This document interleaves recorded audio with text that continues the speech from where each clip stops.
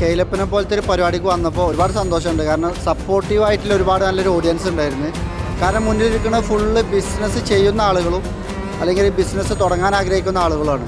അപ്പോൾ ഇതുപോലത്തെ പ്രോഗ്രാമിലൂടെ നമ്മളെപ്പോലത്തെ ആൾക്കാർക്കും ഉപകാരമാണ്, ഇതേപോലെ സ്റ്റാർട്ടപ്പിലെ ആളുകൾക്കും ഉപകാരമാണ്.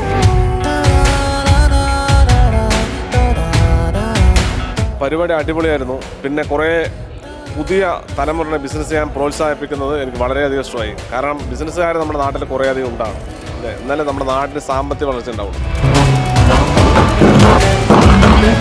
കുറേ ആൾക്കാർ ചോദിച്ചൊരു കാര്യം ഈ സോഷ്യൽ മീഡിയയിൽ എങ്ങനെ തുടങ്ങാമെന്നുള്ളതാണ്. നമുക്ക് പറയാനുള്ളതെന്ന് വെച്ച് കഴിഞ്ഞാൽ തുടങ്ങാം. അപ്പോൾ ഞാനും തുടക്കത്തിൽ അങ്ങനെ ആയിരുന്നു. നാലാൾ നോക്കിക്കുമ്പോൾ സംസാരിക്കാൻ മടിയായിരുന്നു. റിവ്യൂ ചെയ്യുമ്പോൾ വേറെ ആൾ അടുത്തുണ്ടെങ്കിൽ അവരോട് പോയിട്ട് പിന്നെ ഒരു ഞാനതൊന്ന് തീർക്കട്ടെ എന്ന് പറഞ്ഞിട്ടുണ്ടായിരുന്നു.